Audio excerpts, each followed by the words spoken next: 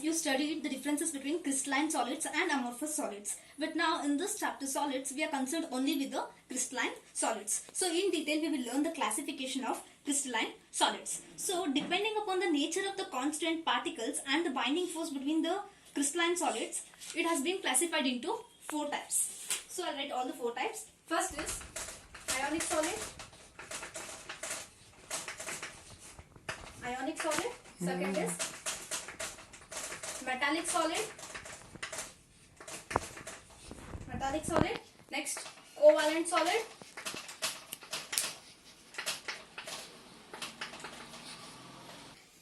Next is molecular solid. So as I said, we are only concerned with the crystalline solids. Crystalline solids has been classified into 4 types. One is ionic, metallic, covalent and molecular. Now one by one we will study the properties of all the 4 types of crystalline solids. Now the first type of a crystalline solid is ionic solid. So first ionic solids, so the name itself suggests here ionic solid is nothing but the constituent particles or ions. Here ions are the constituent particles. So ions, it might be cations and anions. So ionic solid is nothing but in this the constituent particles are ions. In particularly, if you want, you can write cation and anions, which are positively and negatively charged. So next, can you judge like what is the force of attraction between these type of ionic solids? Definitely it will be the electrostatic force.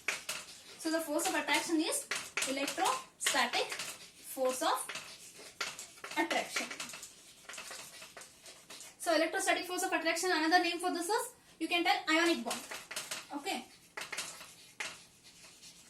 So there is an ionic bond between the ionic solids, you can tell. And how about the melting point and boiling point? Here melting point and boiling point is high. So here the melting point and boiling point is very high, you can expect. And next is, how is the conductance of ionic solids? So in solid state, these ionic solids do not conduct any electricity. Only in the molten state they conduct electricity.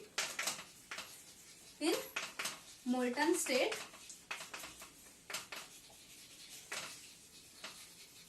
they conduct electricity. So these all are the 4 important properties of an ionic solid. So ionic solids are nothing but they are made up of ions. The constituent particles are completely ions. They might be cations and anions. So ionic solid is made up of ions. And then the force of attraction between these ions will be always the ionic bond, or you can tell it as electrostatic force of attraction exists between the ionic solid. Next is what? Their melting point and boiling point will be high because of the electrostatic force of attraction. And nextly what? Here these do not conduct electricity in the solid state. Whenever it is in the molten state, then only they conduct electricity. Best example for this is what? You can take NaCl and CaCl. Even many examples are available. You can take even KCl, CaF2, so on. Okay. So here this will be plus minus plus minus. So these are the examples for ionic solid.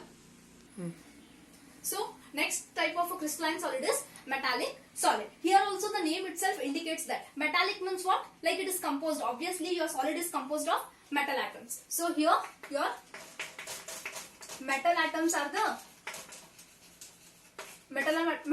the constituent particles. You can tell these are the constituent particles, isn't it? So metallic solids are made up of metal atoms, any type of a metal it might be, isn't it? So then what is the force of attraction between these molecules, I mean these solids? So here the force of attraction is metallic bond. So here FOA I am writing, that is force of attraction is what? Metallic bond. So the metallic bond will exist between the metals. And how about the melting point and boiling point? Here also melting point and boiling point are very high. Okay. Here also the metallic bond will be there. So because of the attraction force, so here the melting point and boiling point will be very high. And how about conductance? So this is one of the important property of metals, you know. Conductance is very high. You can tell the highest. You can tell the highest, very high. Why? Because you know that. Like example for metallic solids, I'll write. Later we will discuss this property. So example is you can take Fe, you can take zinc metal, you can take many metals are available. You can take any of this, like aluminium, you can take magnesium, you can take so on. Okay, these all are the examples for metal. And you know that metals are the good conductors of heat and electricity. What these metals do? For example, Fe is there. What happens? Fe becomes Fe plus 2 with the release of 2 electrons. Similarly, Fe becomes Fe3 plus with the release of 3 electrons. So always here metals are the rich in these electrons. So if you consider one metal, they're like Fe plus 2 plus 3, Fe plus 3, so on. There will be like a sea of electrons flowing between them. So even electrons are available, which helps in the conduction of electricity. So you can tell that metallic solids are having very high conductance. So once again we will glance out the properties. So metallic solids, the constituent particles are metal atoms, and the force of attraction between the metallic solids will be always the metallic bond, and they are always having high melting point and high boiling point, and the conductance is very high. Examples for the metallic solids are like iron, zinc, aluminium, magnesium, so on. The list continues. Okay. The third one is covalent solids. So here the constituent particles are non-metal atoms.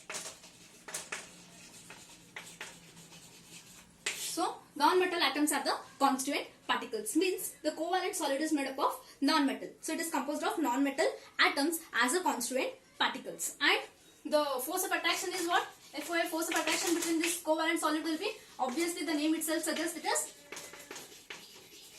it is the covalent bond. And then how about the melting point and boiling point? Here also the melting point and boiling point are very high. They have very high boiling point and melting point. And then what are the conductivity properties of covalent solids? Here conductivity is very low than compared to that of other type of solids. Conductivity is low. Okay. So you can have the many examples for covalent solids also. Which are those examples? For example, you can take diamond and graphite. Okay. So examples are diamond and graphite. Okay. So here there will be the C single bond, C bonds will be there. Okay. So it is one of the, like these are made up of, usually covalent solids are made up of non-metal atoms, and the force of attraction between them is the covalent bond, and melting point and boiling point are very high, and conductivity is very low when compared to that of metallic solids and all. And examples are like diamond, graphite, even you have silicon carbide as an example. So these all non-metals constitute the covalent solids. So last type of a crystalline solid is molecular solid. Here also the name itself suggests molecular solid. So obviously the constant particles are what? The constituent particles are what? It might be molecules, or sometimes it will be an atom. So you can expect even atoms sometimes. So the constituent particles are what? Molecules. And what is the force of attraction in the molecular solid? The force of attraction is Van der Waals force. The force of attraction is Van der Waals force. There is a weak Van der Waals force existing between the molecular solids. And how about the melting points and boiling points? Melting points and boiling points are very low, you can tell. Why? Because there is a weak Van der Waals force of attraction. Hence the molecules are already far apart. Then it is very easy to separate those molecules. Boil or melt, it is very easy. Hence they are having very low melting point and boiling point. You can tell in depth, you can tell it is a lowest. So in all the 4 types of solids, it has the lowest boiling point and a melting point. And how about the conductance? Even the conductance is low.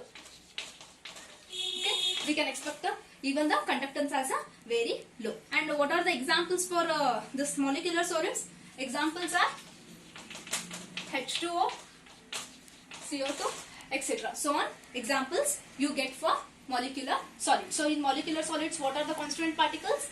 Molecules are the constituent particles, and in force of attraction is weak Van der Waals force, and melting point and boiling point are very low, and conductance is also very low, and examples are H2O and CO2. Thank you.